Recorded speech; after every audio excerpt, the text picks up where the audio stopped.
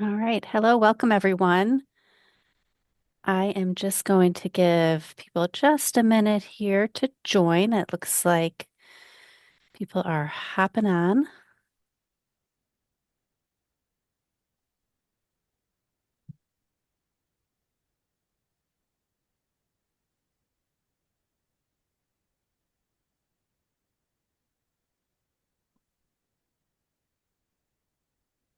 All right. Well, why don't we go ahead and get started? So again, thank you all for joining us today. This webinar is titled Rethinking the Lawn: Native Alternatives for Sustainable Landscapes. We're excited to have Mandy join us here today. And before we get started with the webinar, I am just going to go through a few housekeeping rules. So Mandy, if you want to go to the next slide.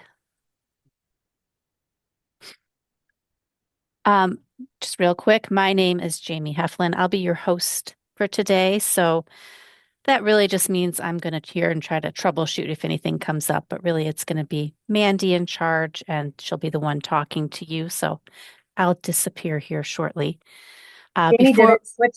Did it switch slides? no, not yet. I'm having issues with that. It's not Okay. moving. We can always switch back over so that I take control if that's Yeah, maybe you should take control because I'm having issues with my computer right now. Sorry, okay. everyone. We've been having technical issues this No morning. worries. Yep. Technology. I'm All gonna right. I stop. do not want to end webinar for all. I'm just going to reshare my screen. So give us just a moment.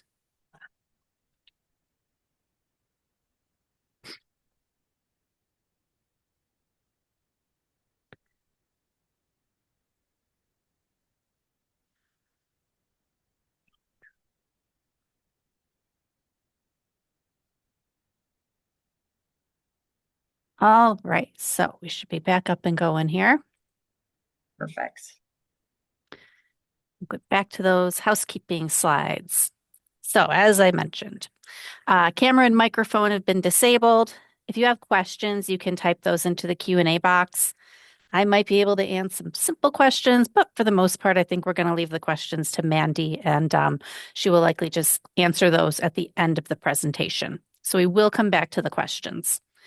Um, we have a note on here about polls, which are anonymous, although actually in today's webinar, we don't have any polls, so you don't even have to worry about that. The webinar will be shared on our YouTube channel in the coming weeks, so you will be able to see it there.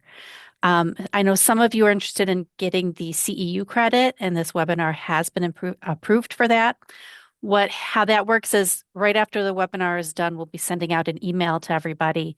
And if you want to take that quiz, you just fill it out. You'll want to do it within 24 hours of the webinar. And that way we have a log and we can get that submitted for you. So with that, I am going to go ahead and introduce Mandy. Um, Mandy holds an associate's degree in horticulture and design from Kishwaukee College. She has over 20 years of experience in the green industry. She began her career as a landscape designer, where she started to discover the value and beauty of native plants and landscapes. Over the past decade, Mandy has served as a native plant representative, promoting, educating, and providing valuable native species to the industry. Her understanding of the various needs within the industry makes her a valuable resource, and we're very happy to have her on our team. She's an active member of the Landscape Illinois and has volunteered on the Education Committee since 2016. This year, she is committee chair of the show, and it's coming up in a couple weeks. So be sure to register if you haven't done so already. So, with that, I will go ahead and switch things over to Mandy here and let her take it away. Good morning, everyone. Thanks for joining us. And as Jamie mentioned, yeah, don't forget to check out iLandscape because we have a great education lineup. So get your CUs there too. So, with that, we'll get started. I do want to just give a little disclaimer that we're talking about lawn alternatives, and I want to make sure set expectations with homeowners and customers that understand that we're talking lawn alternatives. This is not going to be a complete replacement of turfs. You still are going to have some turfs in your some turf lawn in your yard, but we're talking about maybe taking some of that away and adding, something that's a little more valuable. So with that, here's some of the problems with traditional lawns and why we should rethink it. Uh, Traditional turf lawns are an ecological dead zone. So there is really nothing going on there. It's dominated by Kentucky bluegrass and fescues and rye, and those are all non-native grasses. And nothing really lives in there. It doesn't really support anything. And let's be honest, we're mowing once a week, maybe fertilizing 4 times a year.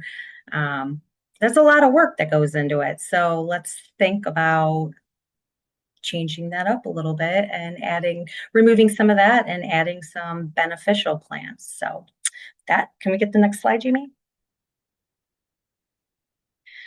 So as I mentioned, Kentucky bluegrass makes up many of turf lawns. It's not native. It's basically from Europe, Africa, and Asia. So it's not native, even though the name says Kentucky blue. And most of these are warm season grasses. So it takes a little bit to get going and then it browns out when it gets dry. So we just want to think about something a little more beneficial. Next slide, please.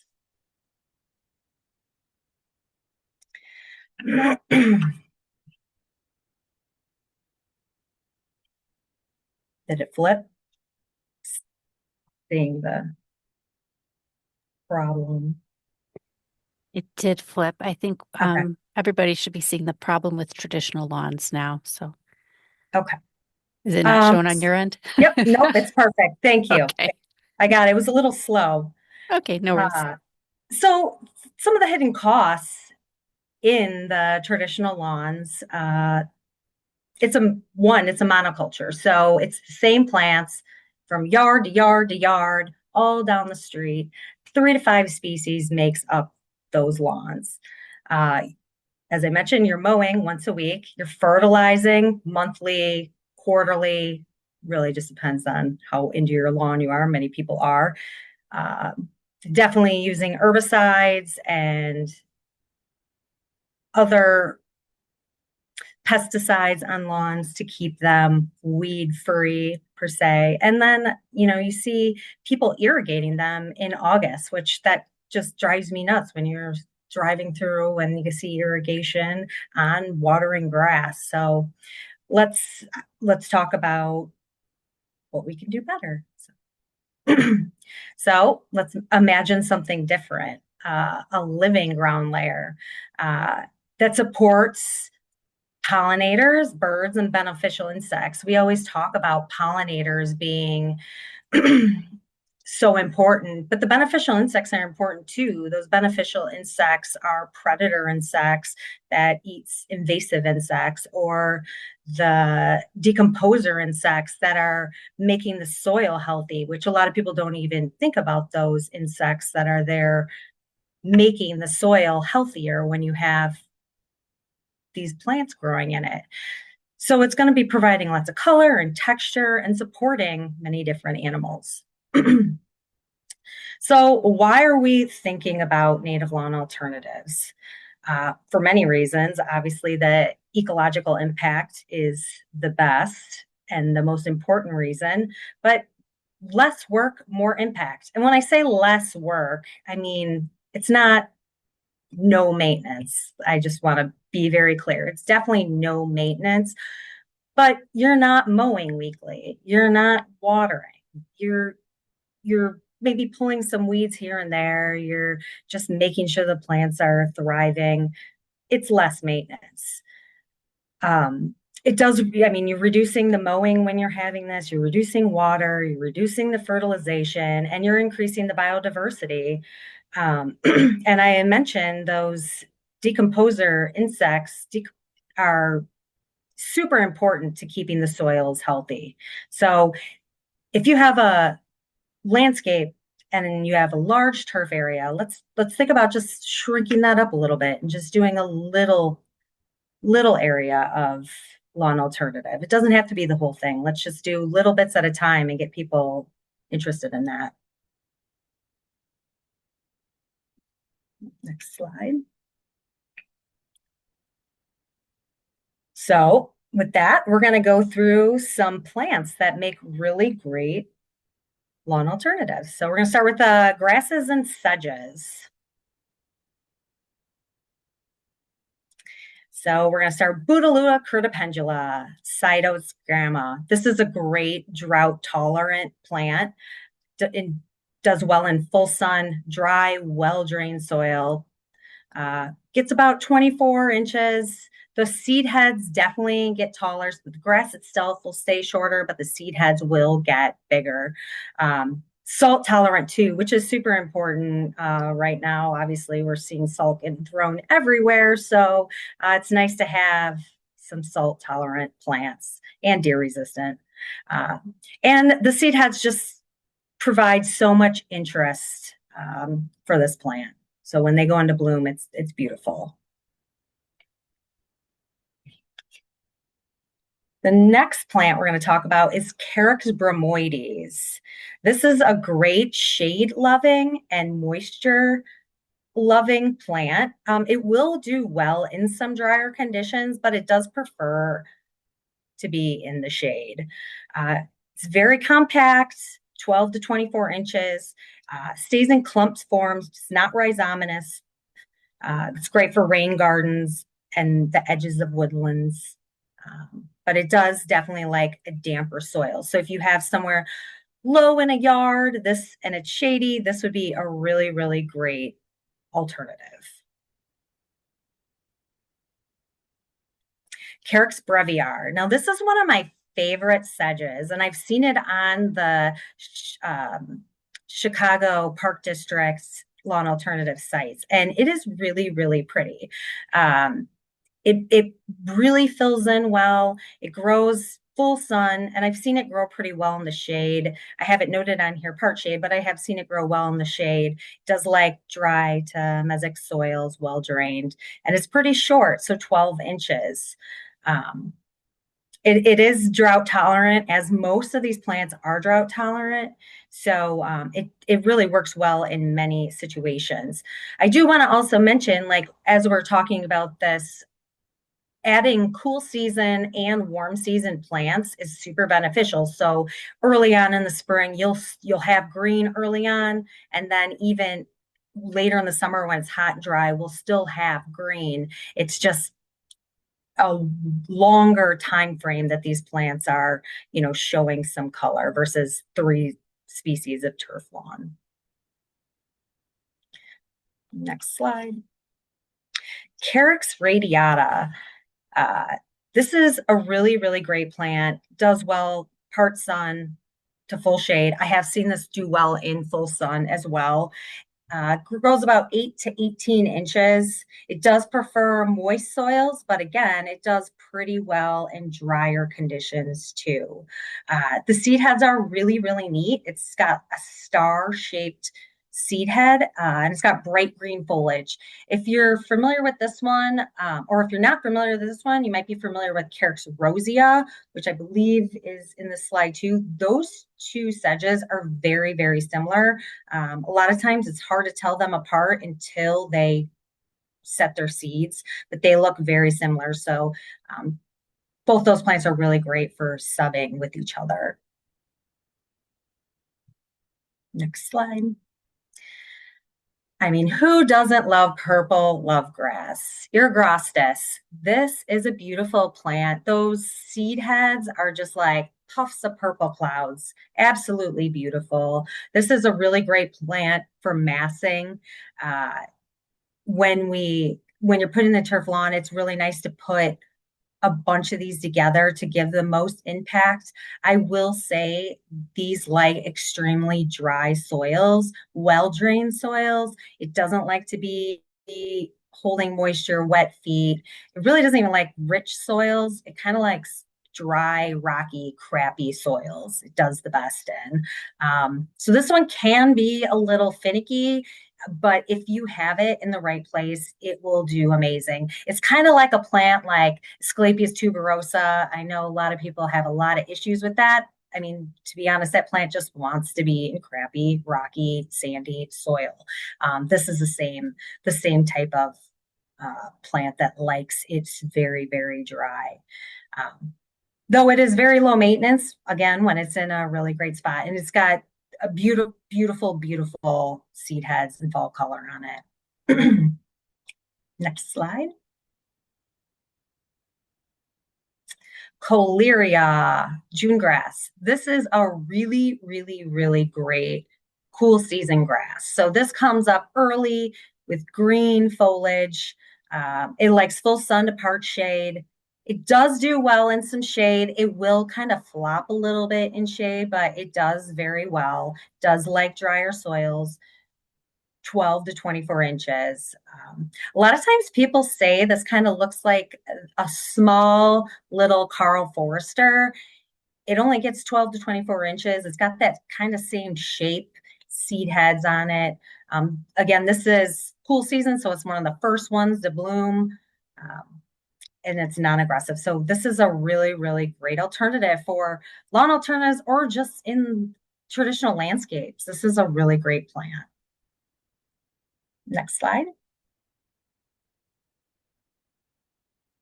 Carex albicans. This is actually one of my favorite sedges. I might say that a lot, so I apologize. It's hard for me to pick one plant that I like, but I really love Carex albicans. This is a really, really great plant for dry shade. A lot of people have issues finding plants that grow in dry shade. I mean, we all know Pennsylvanica does really well, but this one does really good too. It tends to be a clump forming, so it's not rhizomatous, so it's not going to spread as much. But it's a really, really nice plant. You can use as ground covers or even just borders, and just mixing it in your lawns. It is semi-evergreen, which is super exciting. I love sedges that are semi-evergreen, just kind of this time of year looking out and seeing some green is always nice. Low maintenance and deer resistant. We always love deer resistant plants. Next slide, please. Carex blanda. This is a really pretty sedge. It's got a really dark foliage on it. It does well in part sun to part shade. We have on here medium to moist soil, which that's what it's stated everywhere. But I'll tell you, this stuff is popping up everywhere in my yard. It's growing along an asphalt alley. So it does well in hot, dry conditions. It really just is very versatile. It can grow basically anywhere. I have seen this one also be semi-evergreen at times, though this is one of those sedges that does that sedge flop. So like once it sets its seeds, it does that like flop where it looks like an elephant sat on it. I have noticed you can cut it back and it reflushes and then it's beautiful again. But this is a really great plant for all sorts of areas. Next slide. Carex gracillima, graceful sedge. This is a beautiful plant for rain gardens. It is semi-rhizomatous, so it will kind of fill in. It does like moister soils, and it's got a really pretty seed head when it comes. It's very airy and light. It's kind of got a little bit of a purple tinge to it when it does flower. It's a really nice sedge. It can handle being inundated with water for 24, 48 hours. So again, it makes it a really, really good sedge for rain gardens or just those low-lying areas in yards. Again, this is another cool season. It's great, comes up early. Again, this is a really great versatile sedge. Next one. Carrick's James Eye. I love this one too. Geez, I say it all the time. I can't pick my favorite. So this one's a really short, 12 to 18 inches, part sun to full sun, or sorry, part shade to full shade.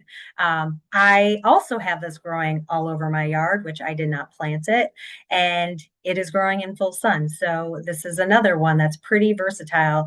I see sedges growing all over the place. So I definitely recommend people try them out in all sorts of different applications. It has a very distinct seed head. It's kind of like three little circles that kind of come together. It's really, really neat. And it's very clean. It's also semi-evergreen, and it's a really great ground cover layer.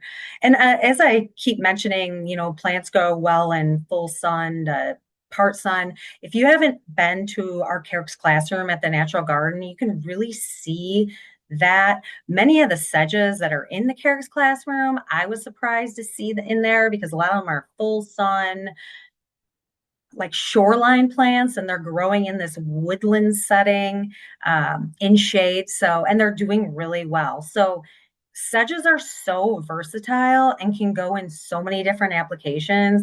And again, if you haven't been to the Carrick's classroom, you should definitely reach out to me and come check it out because you really can see the different sedges, especially in the springtime when they're all the seed heads are up and you can really see the difference of them. Next slide. Okay, Carrick's Pennsylvanica. Everybody knows this one. It's on every spec.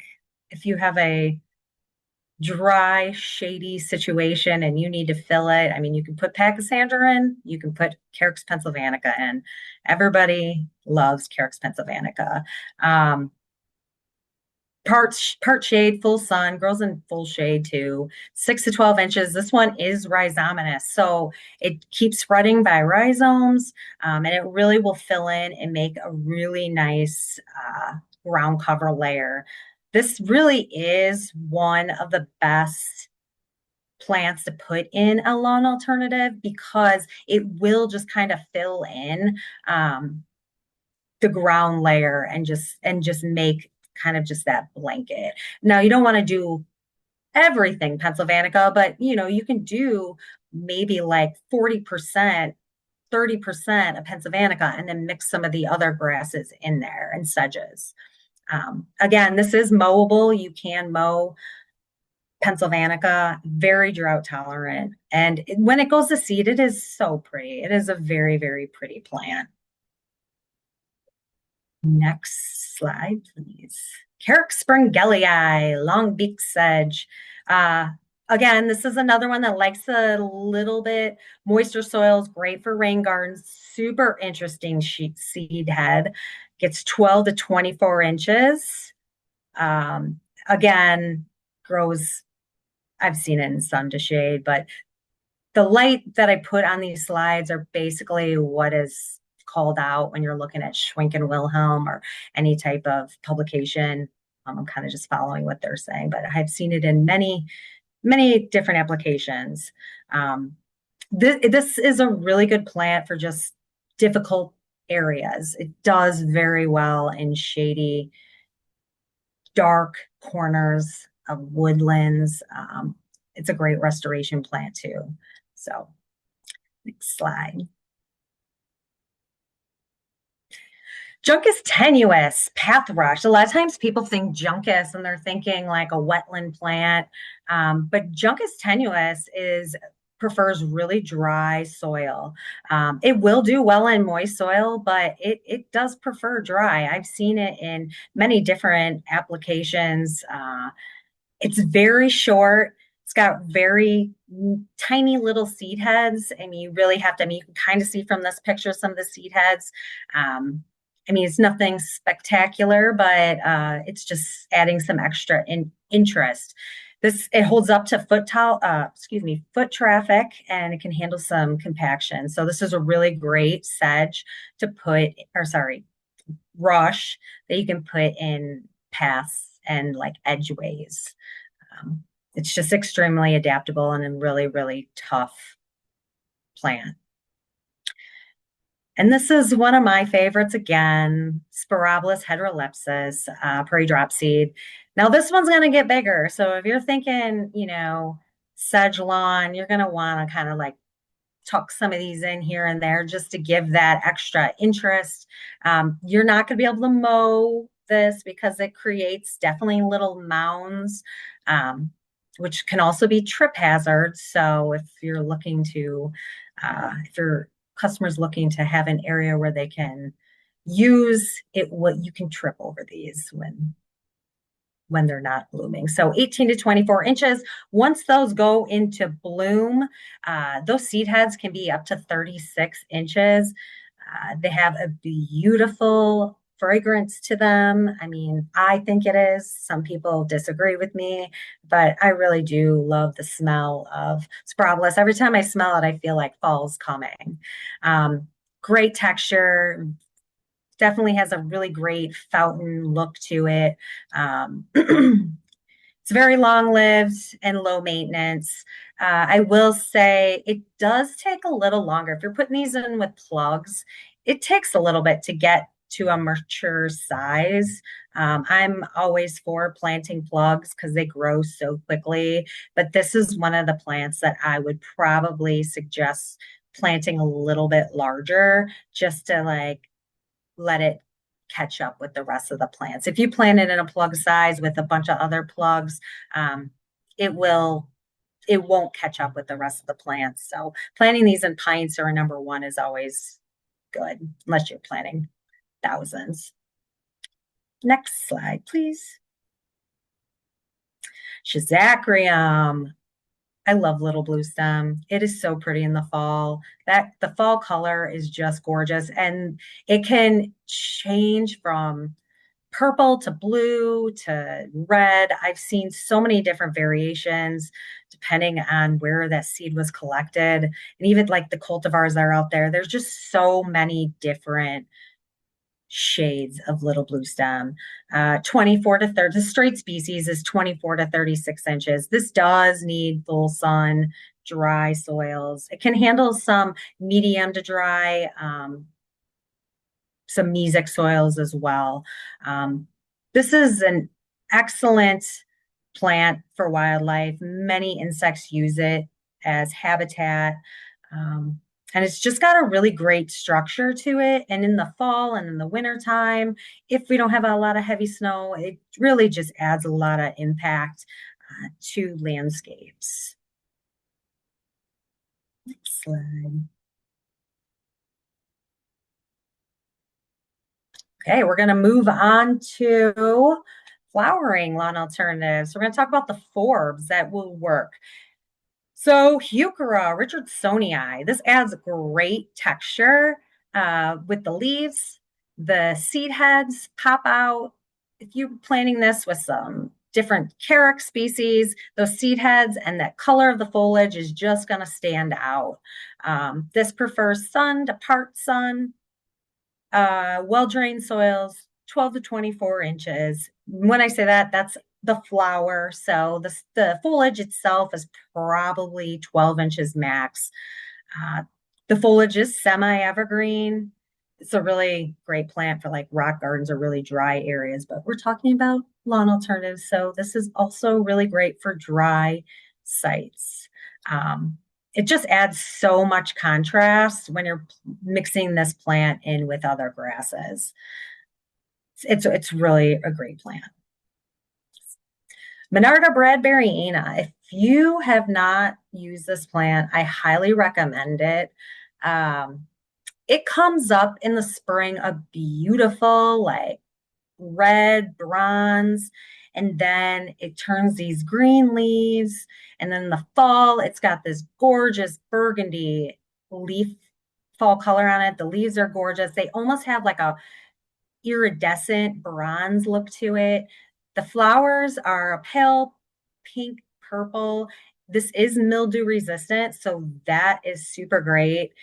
Flowers a very, very long time. And unlike other Menardas, this really stays in check. So it stays in place, and it's a really, really great Menarda. And just like any Monarda or mints, it's going to bring in lots and lots of pollinators. It's just how it is. Mints and Monardas, uh, pollinators love them. So next slide, please. Penstemon hirsutus, hairy beard's tongue. This is a early bloomer, beautiful plant. Um, Tons of pollinators love this plant. It really will thrive in really, really crappy soils. It will thrive dry. Also, I've seen it do pretty well in moister soils. It's very compact compared to its cousin, Penstemon digitalis, which gets quite a bit taller. This one's only 12 to 24 inches. It's got a, you can see purple color, but sometimes it's more white, purple, some it's more lavender. So there's a lot of variation in this plant. It is deer resistant. Um, it will reseed pretty heavily without competition. So keep that in mind when you're putting this in. We are talking about lawn alternatives again. So you are going to have plenty of competition. So that's why this one works really well when you get that ground cover layer of the sedges and grasses. This one plays nice within that mix. Slide.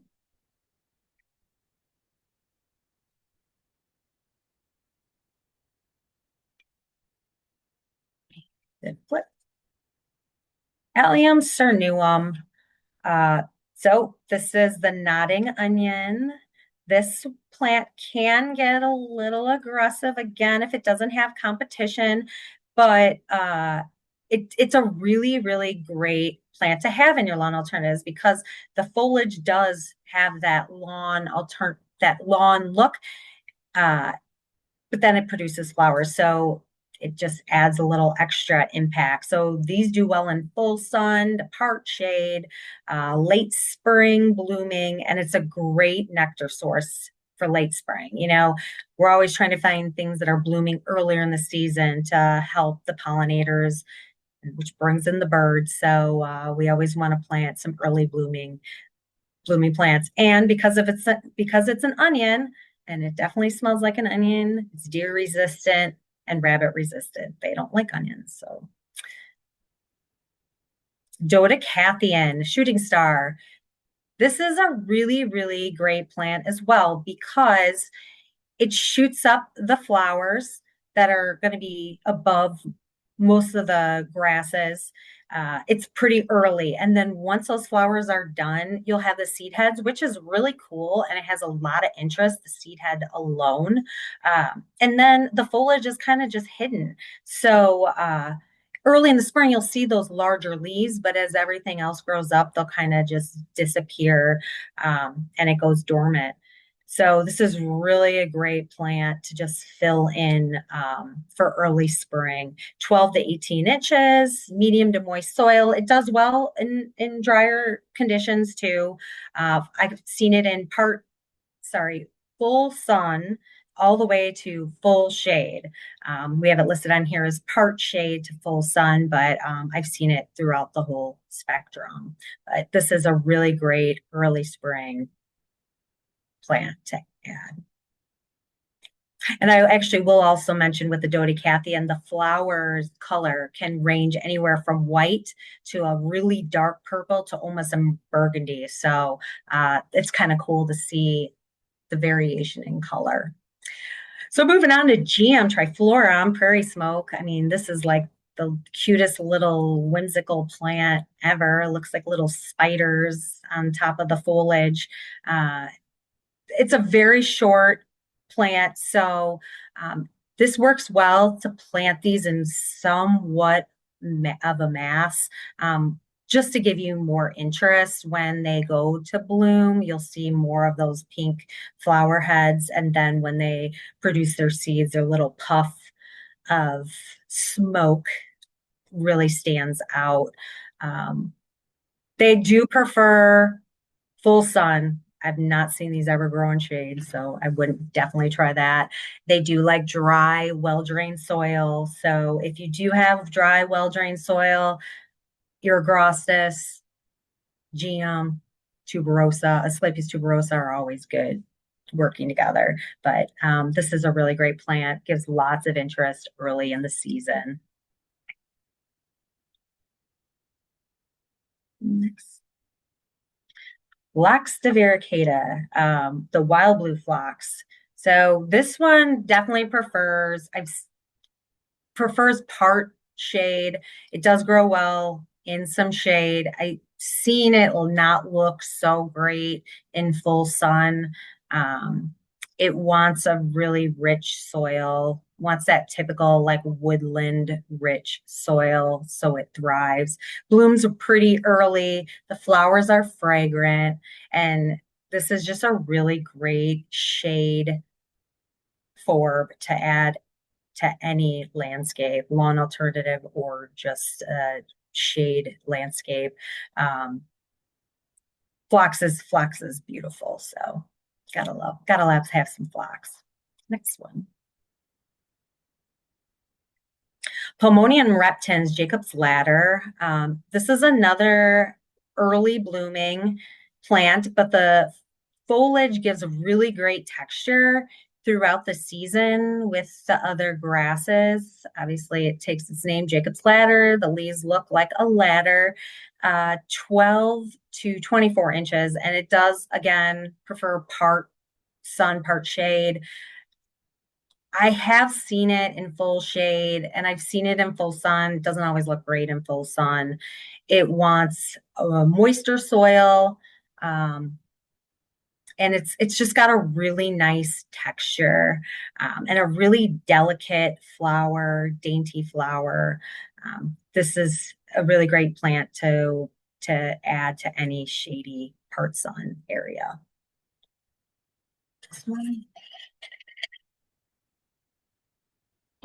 So some of the takeaways from this, just mixing, having a large mix of grasses and sedges so you can have the diversity. So keep in mind having cool season and warm season grasses and sedges, and then adding some forbs in there to have pollen throughout the season. So early forbs to forbs that are later in the fall. I always think that it's nice to see like a 60 to 40% ratio. So 60% grasses, sedges, and then 40% forbs. Now, depending on what you're actually looking for, you can change it up. Or if you want to do mostly grasses and sedges and then kind of plug in later where you think you should add some more color or texture, that's always great. It's very important to match the plants with the site conditions. So many people are looking up and looking at the shade, sun, but the soil is so important. So make sure you're looking at the soil. Is it dry? Is it rocky? Is it full of clay? Is it holding moisture? It's going to be a really good indicator on what plants to use, and what ones will perform well. Here's a trick that I always think about. You can put wet plants in dry conditions and they will do okay. And a lot of times, if they're a more aggressive plant, they'll stay a little bit more in check in a drier situation. You can't put dry loving plants in a wet situation. So keep that in mind when you're thinking if you see something that you want, but it might be a little aggressive. It's a drier situation, but this is a wetter plant, it's more aggressive. Put it in and it will stay in check and uh, perform pretty well. So always let's think about the function first. And then once you get the function down, the aesthetics will follow. The plants are going to work around, they're going to go where they're happy, and they're going to make their decision where they want to be, and it's gonna work out and it's gonna be beautiful. And then as I said in the beginning, like let's just talk about small areas. We don't have to convert a complete yard to lawn alternatives. Let's just do a small area. Let's do an extension of a landscape bed, an extra 10 feet. Let's just do that in a lawn alternative. So it's kind of like a buffer strip between the turf and the landscaping. Or let's do it a back area, or there's all sorts of areas you can just add a little bit of lawn alternative to an existing traditional lawn to give just beneficial ecological support to everything around it. So just let's rethink this and think about how we can uh, add value to landscapes with plant material and bringing insects and birds. And it's going to be lower maintenance, and it's going to add a greater ecological value. And it's just going to overall be a healthy landscape. And that's what we ultimately native plants will do, is give you a healthier landscape so everything can thrive. Thank you very much, Mandy. Yeah. Um, we have a lot of great questions that have come through. So I think our next step will be to just start tackling some of those and filling in some of the gaps here. Okay. I am not seeing the questions on my end. Okay, you know what? I can go ahead and read those for you, and then you can just answer. So first one, does Carex radii seed? The person asking this question has Carex rosea, and she says it seeds everywhere.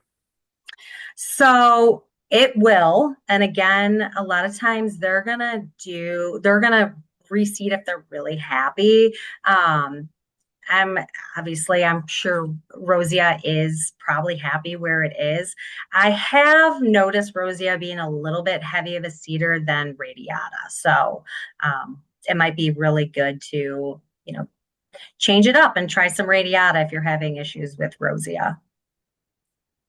Thank you for that. Next question. Are there any Carex that can tolerate occasional submersion that would be suitable for a rain garden?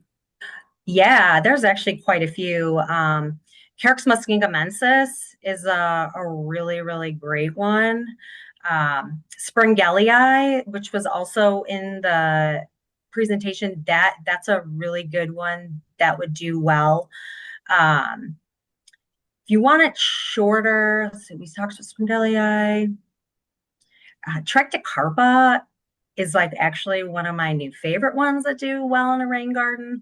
It's kind of it gets taller, and it's got a really interesting seed head on it. It almost looks very Dr. Seussy. So there is quite a few different sedges. You can check out our website and filter the sedges to rain gardens, and they will all populate for you. So there is quite a few wet sedges that do well in rain gardens.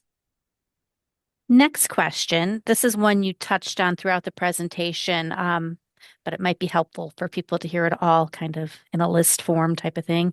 Can you talk about which items can really take that foot traffic and mowing? What are your top suggestions there? So Pennsylvanica is a really good option.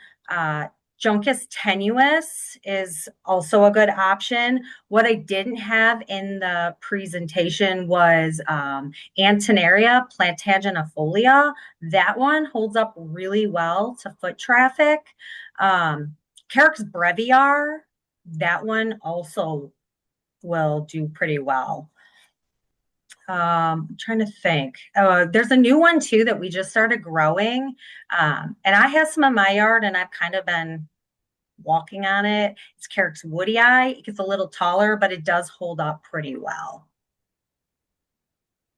All right. So this one sort of falls into that same category. This attendee is as a client with pets, and I guess they're always asking for which ones can handle pet play. Is it sort of the same ones you just mentioned? Yeah, really, I mean, they all can once they're established, they can really handle pet play. I have an area in my yard my dog was always walking through, and it was um, fine. Um, I would say make sure it's well established.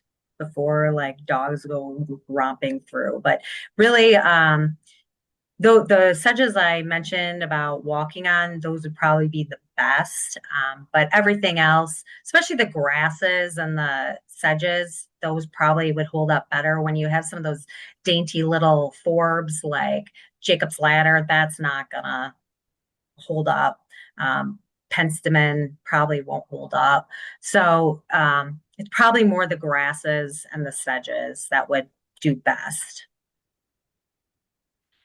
When it comes to getting a full coverage looking lawn, what type of spacing would you typically recommend?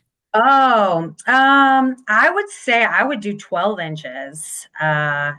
Maybe like if you're adding some spiralis, you can put those a little further away. But I mean, I would stick with 12 inches just because that will fill out and give you that impact pretty quickly.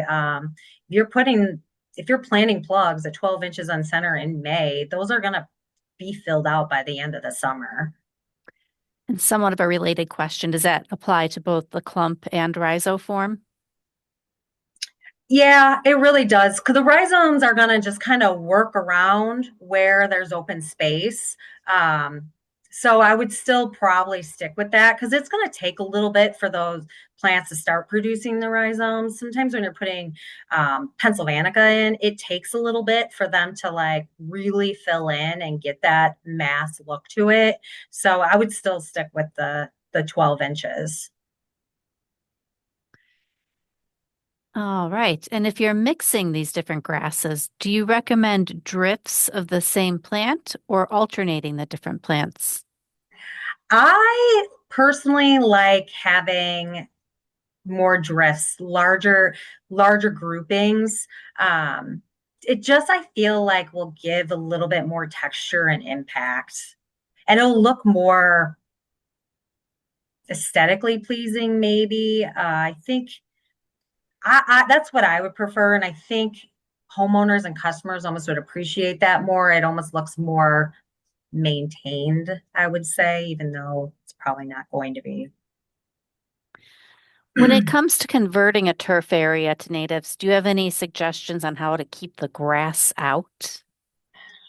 Well, first you're going to have to remove the grass, and I'm probably the best way to go about that is herbicide, kill it completely. I mean, you can do the smother tactic, but that sometimes takes quite a while to actually be successful. If you have turf lawn meeting up with an alternative turf, the traditional turf is not gonna, I mean, it's gonna merge together, but it's not gonna like creep in, and those native plants are gonna basically keep it out. But I definitely say start with herbiciding, make sure everything's dead. You probably are going to have to do several herbicides to make sure everything's gone. And then you can plug right into that herbicide lawn. You don't want to like do too much soil disturbance because if you're using a sod cutter or doing tilling or anything like that, you're just going to be bringing weed seeds up. So the less disturbance, the better. This next question, this one came up quite a few times, and I'll go ahead and answer this one. It has to do with asking if we can get a copy of the presentation. So as I mentioned at the beginning, we will post the entire thing to our YouTube channel in the coming weeks. I am going to look at sending out the video recording for you to be able to view for like a 7-day period after the webinar. So I'm hoping to get that out by the end of the day today so that you can review it if you need to, because I know Mandy went over a lot of different plant names and it can be hard to keep track of it all. As far as sharing a PDF, we don't typically share that, but we will share the recording with you. So another question for Mandy. All right, this one's a little tricky. How to keep weeds such as Indian strawberry and creeping Charlie from outcompeting small native plugs? I don't know what to say on this one. I am dealing with that at my house, and it is making me turn gray. I'm not even kidding you. I don't know. It's honestly, I wish I had an answer for you, but creeping Charlie is horrible. And it literally creeps in and smothers anything. I mean, I guess you would have to find some type of, you got to eliminate the creeping Charlie if you don't want it creeping in, or you're going to have to just like have some type of border that you are going to just have to keep pulling that out. I mean, creeping Charlie is my biggest nightmare right now. So I wish I could have a better answer for you, but I don't. Sorry. Fair enough. So going back to the carrots, what type of maintenance do you need to do with them, for example, in the spring? Most of the time, carrots, they die completely back. Sometimes you'll have to like, some of the bigger ones, you might have to cut back, just like typical ornamental grasses. But some of them, like Pennsylvanica, um, Breviar, they'll just reflush, and then all the dead kind of just goes away eventually. So there's very little maintenance. I mean, if it's looking a little ratty, you can always cut them back, or sometimes just torch it a little bit. Sometimes if I see a lot of brown, I just walk around and kind of give a little torch to it, and it just kind of burns up. So A little torch to it. I think for some people that might sound normal. For some others, that might sound kind of strange. oh yeah, I don't. Normally though, it's not much. It's not like a giant like flame. It just kind of like burns up. But yeah, I mean, you can cut it back if you see a lot of brown. But a lot of times um when they flush out again, all that kind of just goes. All that brown from the previous year just kind of goes below, and then the new blades just pop out from the top. So All right.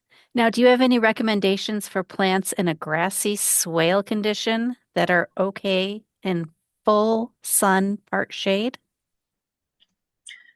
oh, so full swale. I'm assuming it's going to be sometimes hold moisture. So a lot of like detention, like a dry detention basin plants work really well in that situation. So like Carex vulpinoidea would be a really good plant to put in there. Carex bicknellii, Carex breviar. Um, see, I'm trying to think. Uh, Little blue stem, Sporobolus, those would be really good plants to put in there. Even the coleria, that would also work really well in that situation. Now, I'm assuming that the swale area is, I'm sure it's in the spring, maybe holding moisture, but then like later in the season, maybe not. So you might really just want to make sure that it like kind of dries out later in the season, um, before choosing the plant material and just figuring out how much moisture that swale actually holds. But those first couple sedges that I mentioned are would work really well if it's holding water or if it ends up drying out. They'll do very well. All right. This question has to do more with commercial applications. Okay. Do you have any recommendations for specifying maintenance of lawn alternatives for a commercial application? What this user finds is that plantings like this will typically last 3 to 5 years, then they get weedy and the maintenance contractor rips them out.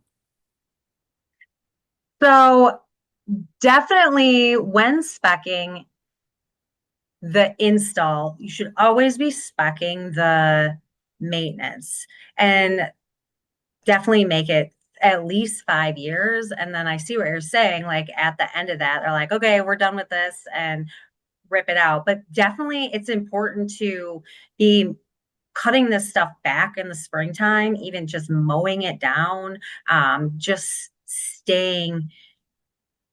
It's it's a tricky question because a lot of people aren't as familiar with the native plants and they're looking at it and they can't tell the difference between what they planted and what they didn't. Um, I say maintenance for sure in the contract, 5 years. Regular mowings is always good. And then maybe, may, yeah, it's tricky because I don't know.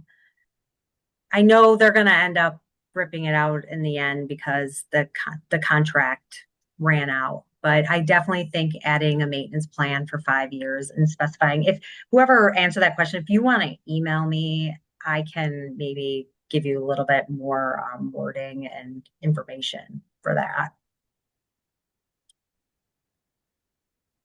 All right. Well, we have time for maybe one or two more questions here. I've noticed a lot of them um, go back to this how to prep the area. And I know you've touched on it a little bit, but let's just say one more time. So, when it comes to recommending preen or pre-emergent to keep down the weed seeds, what are your thoughts on that?